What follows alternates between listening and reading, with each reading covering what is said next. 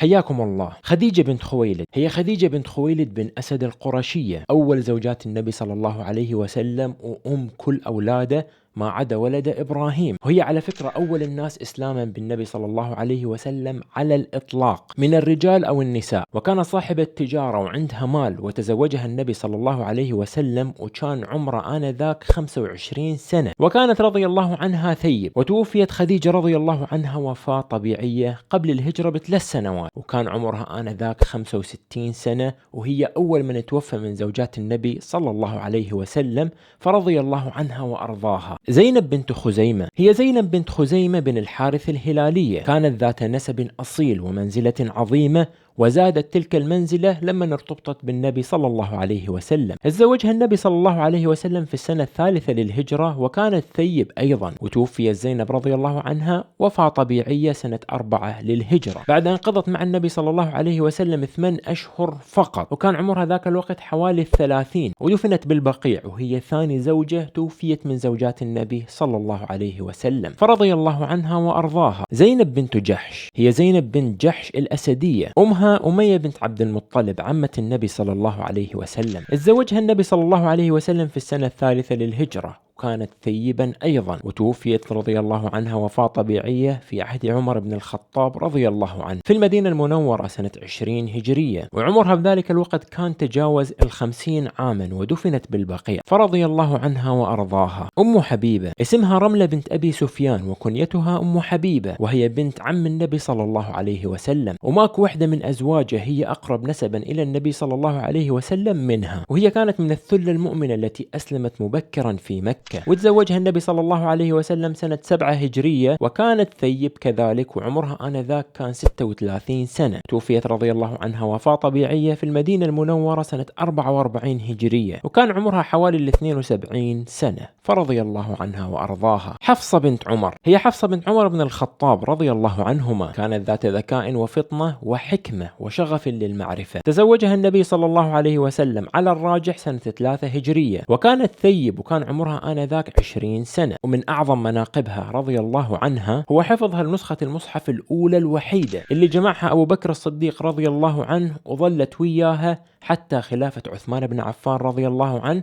وسلمته إياه لاحقا. وقيل أنها توفيت بسبب مرض أصابها، ولكنه لا يثبت، وإنما الثابت أنها توفيت وفاة طبيعية كذلك في المدينة المنورة سنة 41 هجرية، وقيل 45 هجرية، وكان عمرها آنذاك حوالي 60 سنة، فرضي الله عنها وأرضاها. صفية بنت حيي اسمها صفية بنت حيي بن أخطب، أبوها سيد بن النضير، وكانت يهودية قبل الإسلام، وأبوها عاد النبي صلى الله عليه وسلم كثيرا، وعند فتح خيبر قتل زوجها فاعتقها النبي صلى الله عليه وسلم، ثم خيرها بين الإسلام والبقاء على دينها، فاختارت الإسلام. وتزوجها النبي صلى الله عليه وسلم على الراجح سنة 7 هجرية، وكان عمرها آنذاك 17 سنة، وتوفيت رضي الله عنها وفاة طبيعية سنة 50 هجرية، ومختلف في عمرها آنذاك، فرضي الله عنها وأرضاها. ميمونة بنت الحارث هي ميمونة بنت الحارث الهلالية، وهي خالة عبد الله بن عباس وخالد بن الوليد رضي الله عنهم، وكانت مثالا عاليا للصلاح ورسوخ الإيمان. وتزوجها النبي صلى الله عليه وسلم سنة 7 هجرية، وكانت ثيب، وهي آخر زوجة تزوجها النبي صلى الله عليه وسلم. توفيت رضي الله عنها وفاة طبيعية بعد عودتها من الحج سنة 51 هجرية، وكان عمرها آنذاك حوالي 80 سنة، فرضي الله عنها وأرضاها. سودة بنت زمعة هي سودة بنت زمعة بن قيس العامرية القرشية، هي ثاني زوجة تزوجها النبي صلى الله عليه وسلم بعد خديجة، جمعت أنبل الخصال، وكانت لطيفة في المعشر وذات روح مرحة، أدخلت البهجة لحياة النبي صلى الله عليه وسلم بعد وفاة خديجة رضي الله عنها. وتزوجها النبي صلى الله عليه وسلم سنة 10 هجرية، وكانت ثيبا كذلك، وتوفيت رضي الله عنها وفاة طبيعية سنة 54 هجرية في المدينة المنورة، وكذلك مختلف في عمرها آنذاك، فرضي الله عنها وأرضاها. عائشة بنت أبي بكر هي عائشة بنت أبي بكر التيمية القرشية، هي الزوجة الوحيدة التي تزوجها النبي صلى الله عليه وسلم بكرا، وهي ثالث زوجاته، وتزوجها سنة 2 هجرية بعد غزوة بدر، وصحبت النبي صلى الله عليه وسلم 8 أعوام و5 أشهر، ولما مات النبي صلى الله عليه وسلم كان عمرها 18 سنة. كانت رضي الله عنها عندها ذاكرة قوية، ومن أكبر فقهاء الصحابة الصحابة وأعلمهم. وقيل أنها أصيبت في واقعة الجمل بسهم في قدمها، وقيل برمح، وماتت من أثر الجرح لاحقا، وهذا باطل ولم يثبت أبدا، وإنما الصحيح أنها توفيت وفاة طبيعية سنة 57 هجرية في المدينة المنورة، ودفنت في البقيع، فرضي الله عنها وأرضاها. جويرية بنت الحارث، هي جويرية بنت الحارث بن أبي ضرار الخزاعية، أبوها الحارث سيد بني المصطلق. تزوجها النبي صلى الله عليه وسلم سنة 5 هجرية، كان عمرها 20 سنة، وكانت قبل ذلك متزوجة بابن عمها الذي قتل في غزوة بني المصطلق. ومن بركة هذا الزواج على قومها هو فكاك المسلمين لأسراهم بعد الغزوة، وتوفيت رضي الله عنها وفاة طبيعية سنة 57 هجرية في المدينة المنورة، وكان عمرها آنذاك 65 سنة، فرضي الله عنها وأرضاها. أم سلمة، اسمها هند بنت أبي أمية المخزومية القرشية، وكنيتها أم سلمة. كانت أم سلمة رضي الله عنها من الجيل الأول الذي أسلم مبكرا في مكة، وتزوجها النبي صلى الله عليه وسلم سنة 4 هجرية